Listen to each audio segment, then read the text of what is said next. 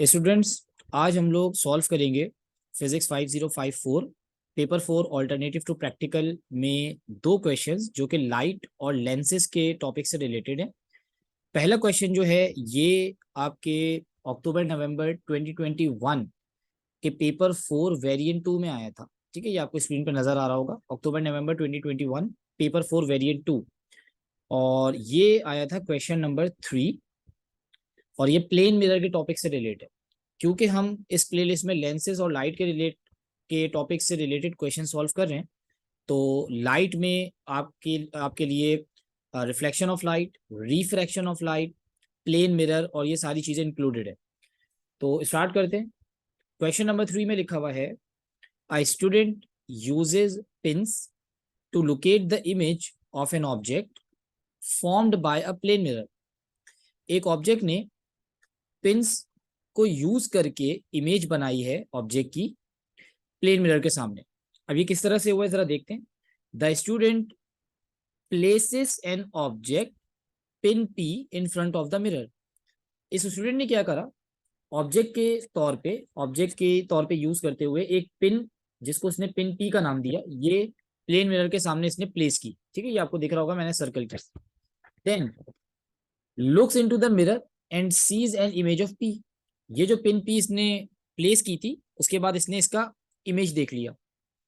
Then places two more pins W and X in front of the mirror and adjust their positions so that the image of P and pins W and X are exactly in line one behind the other। उसके बाद उसने क्या करा, दो और pin place की, एक W और एक X, और उसने अपनी पोजीशन इस तरह से सेट की कि उसे इन तीनों पिंस की जो इमेज है वो एक ही लाइन में नजर आ रही थी और एक दूसरे के बिहाइंड। जैसे कि आप इसको इस तरह से समझ लें, ये जो W वाली पिन है इसकी इमेज लेट सपोज उसको यहां नजर आ रही है, X वाली पिन की जो इमेज है वो यहां नजर आ रही है, और P जो पिन है उसकी इमेज यहां नजर आ रही है। तो ये तीनों ऑलमोस्ट एक लाइन में एक दूसरे के पीछे, इस तरह से कुछ उसने अपनी पोजीशन सेट की। ठीक है, आगे बढ़ते हैं। अब देखें लिखा हुआ है, without moving the object pin P, the student views the image of P from a different position and repeats the procedure with two more pins Y and Z। ये जो P पिन है इसकी पोजीशन को move किए बगैर इस student ने क्या किया, दो और पिन्स प्लेस की, एक पिन Y एक पिन Z, जो कि आपको फिगर 3.2 में नजर आ रहा है। ये है पिन Y, ये है pin P, sorry pin Z। बाकी pin P, W and X की जो पोजीशंस हैं वो अपनी जगह पे हैं। और उसने फिर यही प्रोसीजर रिपीट किया, यानी कि उसने अपनी पोजीशन को इस तरह से एडजस्ट किया कि उसको P पिन की इमेज, Y की इमेज और Z पिन की इमेज तीनों एक ही लाइन में एक दूसरे के बिहाइंड नजर आ रही थी। ठीक है, अच्छा अब आगे देखते हैं क्या करना है। ए का part 1, on figure 3.2 draw a line joining X to W and continue the line until it hits the mirror. Label the point where the line meets the mirror with the letter A. Repeat this for points Z and Y. Label the point where this line meets the mirror with the letter B. Figure 3.2 पे आपने line join करनी है from X to W और इसको continue करना है जब तक ये मिरर से इंटरसेक्ट ना करे। और जिस पॉइंट पे ये मिरर से इंटरसेक्ट करेगी वहां पे आपने लेबल करना है A। तो ये काम हम जल्दी से कर लेते हैं, मैं इसको थोड़ा सा जूम कर रहा हूं। आपने with the help of a scale and a pencil बिल्कुल एक्यूरेटली एक स्ट्रेट लाइन ड्रॉ करनी होगी। तो लाइक दिस, मैं यहाँ रेड कलर से ड्रॉ कर रहा हूँ। देखिए मैंने X को ज्वाइन किया W से और इसको मैं कंटिन्यू करके मिरर तक ले गया। ठीक है, ये जिस पॉइंट पे मिरर से इंटरसेक्ट कर रही है इस पॉइंट को हम आपने नाम देना है पॉइंट A का। तो यहाँ पे हम लिख देते हैं पॉइंट A। ओके, ये एक काम हो गया हमारा। नेक्स्ट, उन्होंने फिर कहा कि आपने यही सेम काम Y और Z के लिए भी करना है, यानी आप Z को Y से ज्वाइन करें मिरर तक और जिस पॉइंट पे ये मिरर से लाइन इंटरसेक्ट करेगी उस पॉइंट को आप B का नाम दे देंगे। तो यही काम कर लेते हैं। अगेन मैं इसको थोड़ा सा डिफरेंट कलर से लेबल कर रहा हूँ। Let's go with blue colour. तो Z को आपने ज्वाइन किया Y से एंड आपने कंटिन्यू करा मिरर तक, ठीक है। जिस पॉइंट पे ये इंटरसेक्ट कर रही है मिरर के साथ, मिरर को हिट कर रही है, ये पॉइंट हो गया पॉइंट बी। ये हो गया हमारा पहला काम। आई होप कि ये आपको समझ में आ गया होगा। Now second part, on figure 3.2 draw the two incident rays from P that produce the reflected rays that you have drawn in one। अच्छा, अब देखें, ये जो पार्ट वन में हमने दो लाइंस ड्रॉ की है ना, एक W और X को ज्वाइन किया है मिरर से, एक Z और Y को ज्वाइन किया है मिरर से, ये दोनों रिफ्लेक्टेड रेज हैं, यानी कि ये प्लेन से हिट करने के बाद रिफ्लेक्ट हो रही हैं। हमें इंसिडेंट रेज ड्रॉ करनी है, किस तरह से? आपने P से ज्वाइन करना है A को और B को, तो ये आपकी दो इंसिडेंट रेज बन जाएंगी। तो मैं इसको जूम कर रहा हूं और मैं ये ब्लैक कलर से दोनों इंसिडेंट रेज ड्रॉ करूंगा। देखें, आप क्या करेंगे, आप पहले P को ज्वाइन करेंगे A से, ये आपकी पहली इंसिडेंट रे बन गई PA। देन आप P को ज्वाइन करेंगे B से, ये आपकी दूसरी इंसिडेंट रे बन गई PB, ठीक है। मैं आपको ये दोबारा रीड कर लेता हूं। On figure 3.2 draw the two incident raise from P that produce the reflected rays that you have drawn in one। आपने पहले P से A तक एक इंसिडेंट रे ड्रॉ की और ये मिरर से हिट करने के बाद A से X पे, W और X पे रिफ्लेक्ट हो गई। सिमिलरली सेकेंड इंसिडेंट रे आपने P से B पे ड्रॉ की और ये B पे इन पे हिट करने के बाद रिफ्लेक्ट हो गई, Y और Z को ज्वाइन करती हुई चली गई।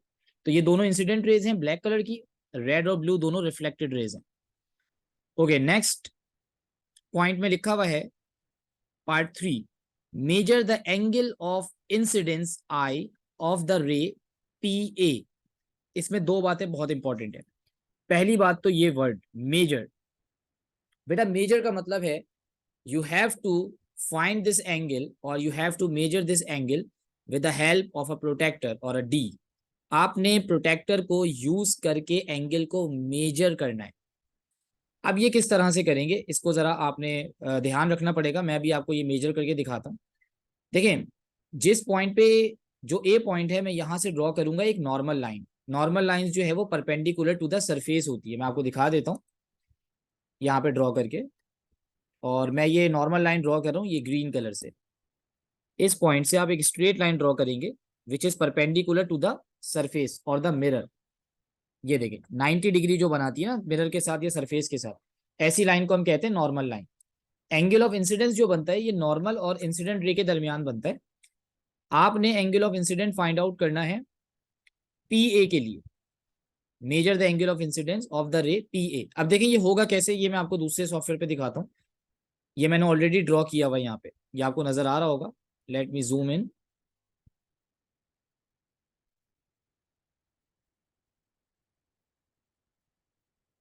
सॉरी, हाँ ये देखें, मैंने सिर्फ क्योंकि मुझे PA वाली लाइन का एंगल ऑफ इंसिडेंस मेजर करना है, तो मैंने ये वही काम किया हुआ है।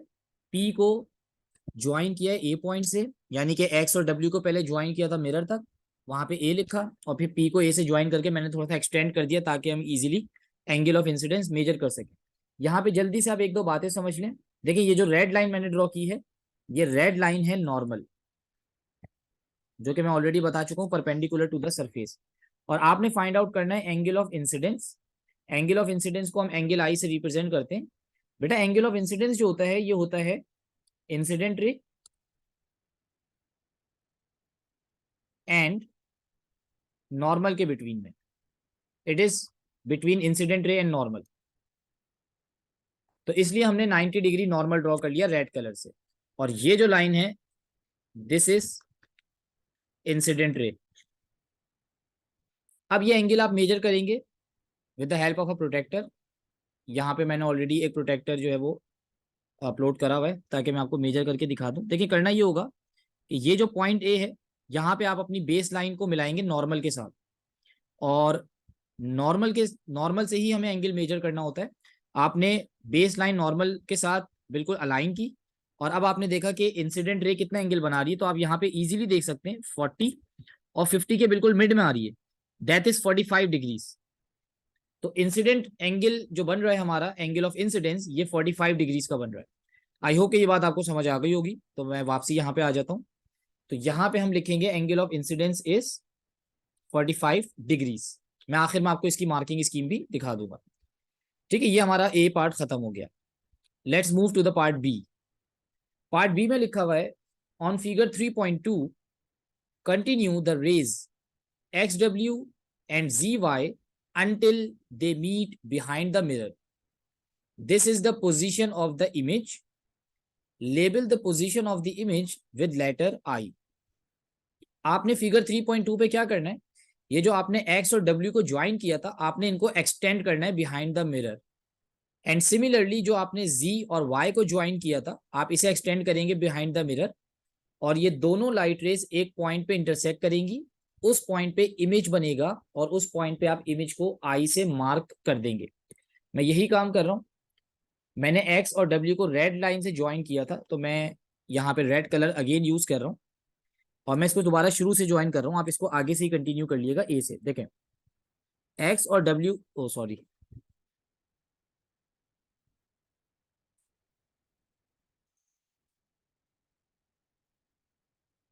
एक्स और डब्ल्यू को आप ज्वाइन करेंगे और एक्सटेंड कर देंगे बिहाइंड द मिरर।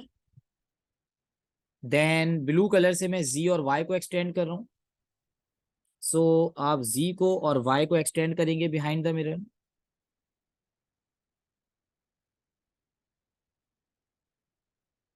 एक मिनट, मैं इसको थोड़ा सा दोबारा ड्रॉ कर रहा हूँ सही से।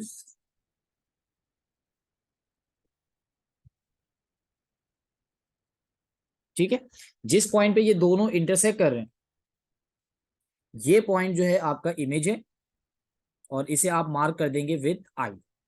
ये आपका एक काम हो गया। मैं इसको दोबारा बता देता हूं अगर आपको कोई कंफ्यूजन हो रही हो।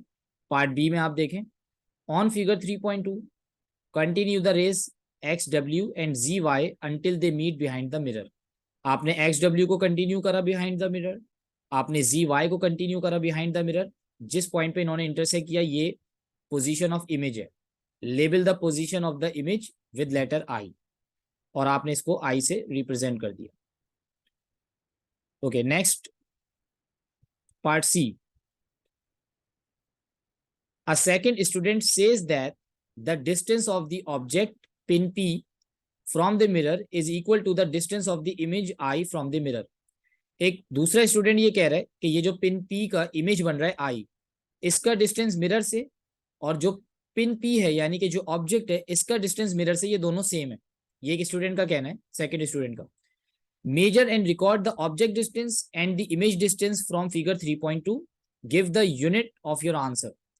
अब आपने मिरर से ऑब्जेक्ट डिस्टेंस और मिरर से इमेज डिस्टेंस कैलकुलेट करना है और ये देखना है कि ये दोनों सेम आ रहे हैं या नहीं। तो इसके लिए आपको मेजर करना है। अगेन वही बात कि ये बहुत इंपॉर्टेंट वर्ड है, measure. Means you have to measure it with the help of a scale. तो आप इसको बिल्कुल एक्यूरेटली मेजर कीजिएगा। मैं यहाँ पे मेजर करके दिखा भी देता हूँ। वैसे हो सकता है मेरी रीडिंग थोड़ी आगे पीछे हो जाए क्योंकि मैंने स्केल के बगैर लाइन ड्रॉ की है। खैर, तो इसको मेजर करते हैं। पहले पी से मिरर तक का डिस्टेंस मेजर कर लेते हैं। ठीक है, ये ऑब्जेक्ट डिस्टेंस है। हमारा जो ऑब्जेक्ट था वो पिन पी है। तो ऑब्जेक्ट से मिरर तक का जो डिस्टेंस आ रहा है, ये मेरे पास 72 पॉइंट्स में आ रहा है, जिसे मैं ऑफकोर्स सेंटीमीटर में कन्वर्ट कर लूंगा। यहाँ मेरे पास सेंटीमीटर वाला स्केल नहीं है। आपके पास जो स्केल है वो डायरेक्ट सेंटीमीटर में ही आप उसको मेजर कीजिएगा। और अब इस पॉइंट से जो है वो डिस्टेंस हम देखते हैं। ठीक है, ये आ रहा है ऑलमोस्ट 69, बल्कि ये मैंने थोड़ा सा इसको नीचे से ड्रॉ किया। अगर मैं इसको यहां से ड्रॉ करूं तो ये ऑलमोस्ट सेम ही आएगा। ठीक है, ये तकरीबन 71 पॉइंट बन गया है या ऑलमोस्ट 72 पॉइंट पे जाएगा ये। ठीक है, तो ये सेम डिस्टेंस आएगा आपके पास और बहुत ही कोई मामूली सा डिफरेंस आ सकता है जिसका स्टेटमेंट मैं आपको पीछे बता दूंगा कि आपने किस तरह से इसको स्टेटमेंट में लिखना है। तो ये सेम डिस्टेंस है। तो 72 पॉइंट्स को पहले मैं जरा सेंटीमीटर में कन्वर्ट कर लूँ क्योंकि मेरे पास सेंटीमीटर स्केल नहीं है। ये मैंने ऑलरेडी यहाँ पे कन्वर्जन खोली हुई है। 72 इज इक्वल्स टू 2.5 सेंटीमीटर्स। तो ये हमारे पास जो दोनों वैल्यूज आ रही हैं, अच्छा ये मैं जरा यहाँ पे दोबारा लिख दूँ। ये हमारा एंगल ऑफ इंसिडेंस बना था 45 degrees. Okay, so object distance is 2.5 centimetres and image distance is 2.5 centimetre. ठीक है, दोनों डिस्टेंस सेम आ रहे। लास्ट पार्ट देख लें इसका, सी का point 2, state giving a reason whether your results agree with the statement made by the second student. तो आपने रीजन बताना है, एक्सप्लेन करना है कि आप के जो सेकंड स्टूडेंट ने स्टेटमेंट दी है आप उसके रिजल्ट से एग्री करते हैं या नहीं। सो ऑफ कोर्स मेरे दोनों डिस्टेंस सेम है, so I will agree yes the statement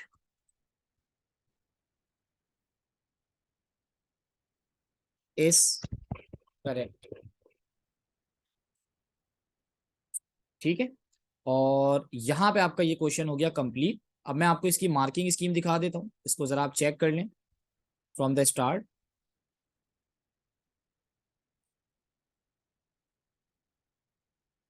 ये देखें, first of all 3A1 both lines passing through the relevant dots with A and B labeled। ठीक है, ये हमने ऑलरेडी बना दिया। 3A part 2 both rays from P to A and P to B present, ये भी हो गया। 3A का पार्ट 3 जिसमें आपने angle of incidence find out किया था, दिस इज 45 डिग्रीज और +-1 इज एक्सेप्टेड, तो हमारा एक्यूरेटली 45 डिग्रीज आया था।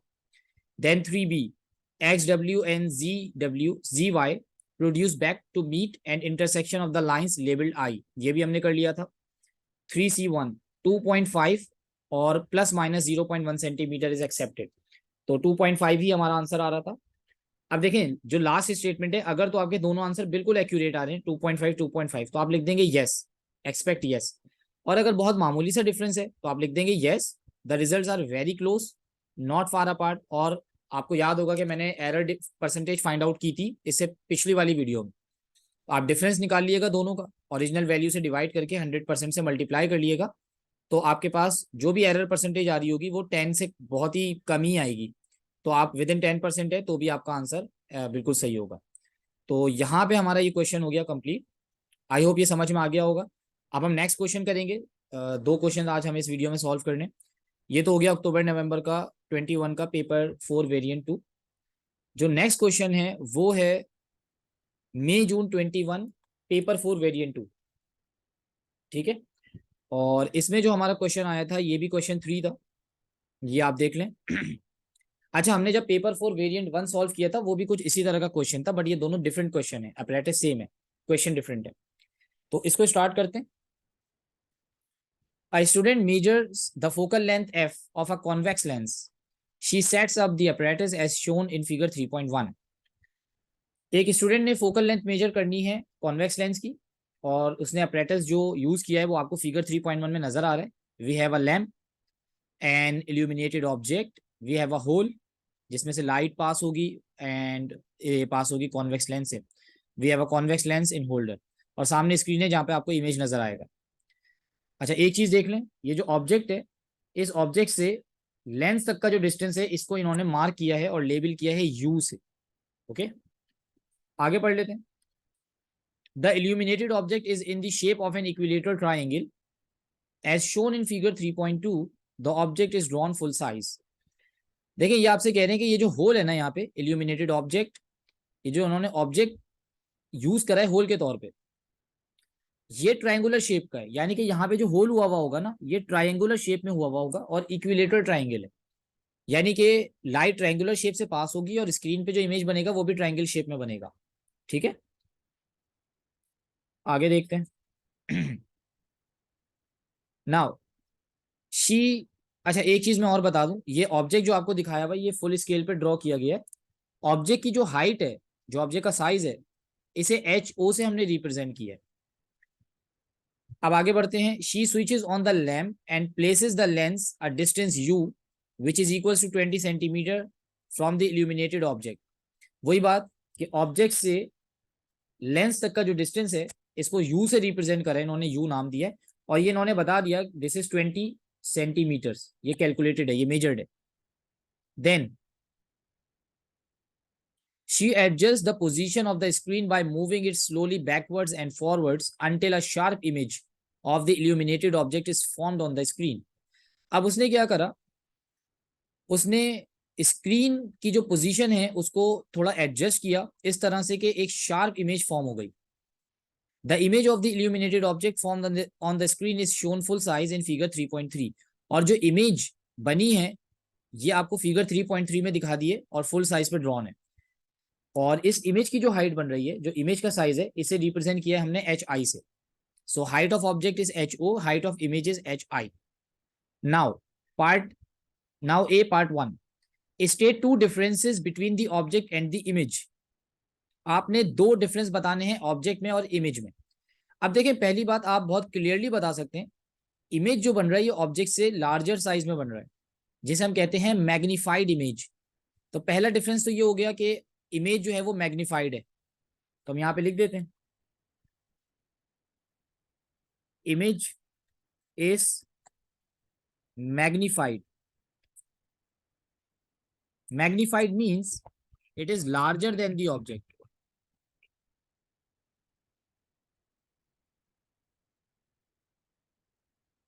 ओके, पहला डिफरेंस। सेकंड डिफरेंस जो है वो आप ये देख सकते हैं कि इमेज जो बन रहा है ये इन्वर्टेड बन रहा है, यानी कि ऑब्जेक्ट में जो बेस थी वो डाउनवर्ड थी, बट जो आपका इमेज बना है उसमें बेस अपवर्ड है। तो आपके पास जो इमेज बन रहा है वो इन्वर्टेड इमेज बन रहा है, जो कि आपको पता है मैक्सिमम केसेस में कॉन्वेक्स लेंस रियल और इन्वर्टेड इमेज फॉर्म करता है। तो जो सेकंड डिफरेंस आप बताएंगे वो आप बताएंगे इमेज इज इन्वर्टेड।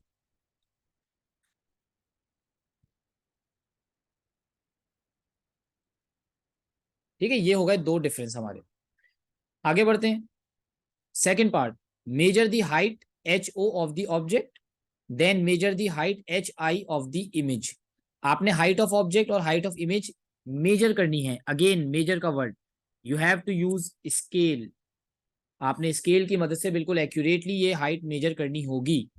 मैं यहाँ पे मेजर कर लेता हूँ, वही मेरे पास पॉइंट्स में स्केल है, उसको फिर मैं कन्वर्ट कर लूंगा सेंटीमीटर्स में। तो इसको मैं थोड़ा सा जूम कर रहा हूँ। अच्छा जी, तो इसको मेजर करने के लिए ये मेरे पास बन रही है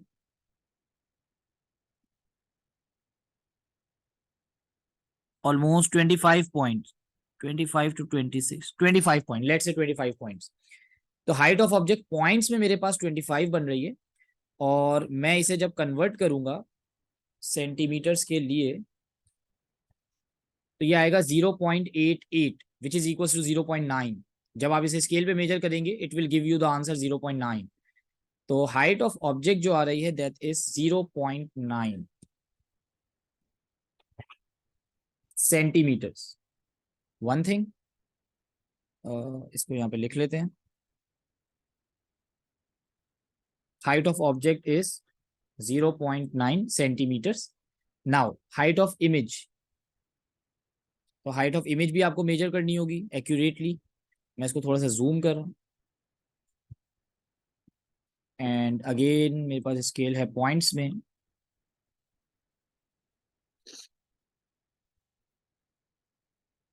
okay, so this is almost 75 और 76 पॉइंट्स। ठीक, ओके, तो ये मेरे पास बन रही है 75 पॉइंट्स। इसको भी कन्वर्ट करके देख लेते हैं। So this is 2.64 which is 2.6 almost. So height of image जो बन रही है ये बन रही है 2.6 सेंटीमीटर्स। ठीक है, अच्छा ये आप लोग, मैं अगेन बता रहा हूँ, पॉइंट से कंफ्यूज मत होइएगा। सिर्फ मेजर करने के लिए यहाँ पे मेरे पास जो स्केल अवेलेबल है पीडीएफ रीडर में, ये पॉइंट्स में आंसर देता है, तो मैं इसको सेंटीमीटर में कन्वर्ट करके आपको दिखा रहा हूँ। आप लोग अपने स्केल से मेजर करेंगे सेंटीमीटर्स में। So height of image is 2.6 centimetres. Now part B, calculate the magnification m of the image using the equation m equals to hi upon ho। आपने मैग्निफिकेशन कैलकुलेट करनी है, and we know that magnification is the ratio of height of image to the height of object. Formula भी given है, just आपने value substitute करनी है। So m is equals to H I which is 2.6 centimetres upon H O which is 0.9 centimetres. So magnification में क्या होता है, centimetre से सेंटीमीटर कैंसिल आउट हो जाता है, सो मैग्निफिकेशन में कोई यूनिट नहीं बनता।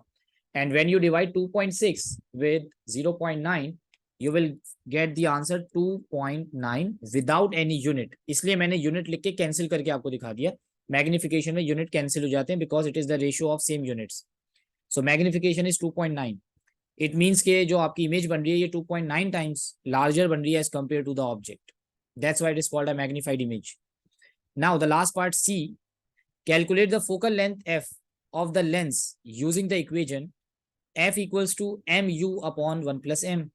आपने फोकल लेंथ कैलकुलेट करनी है. फोकल लेंथ कैलकुलेट करने के फॉर्मूला आपको ऑलरेडी गिवन है, mu अपॉन 1 + m. इसमें m जो है वो मैग्निफिकेशन है जो कि ऑलरेडी आपने फाइंड आउट कर लिया है 2.9. u जो है वो डिस्टेंस है ऑब्जेक्ट से लेंस तक का which is already given 20 centimetres. So you just have to substitute the value and get the answer.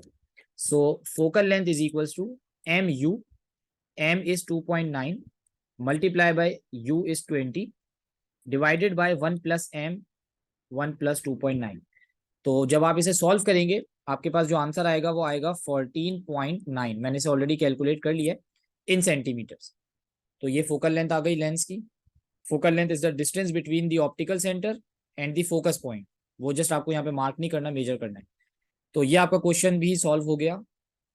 I hope ये दोनों क्वेश्चन आपको अच्छे से समझ आ गए होंगे. इसकी अच्छी प्रैक्टिस कर ले. इंशाल्लाह नेक्स्ट वीडियो में मैं फिर 2020 के पास पेपर के क्वेश्चन सॉल्व करूंगा. ठीक है, तब तक के लिए अल्लाह हाफिज.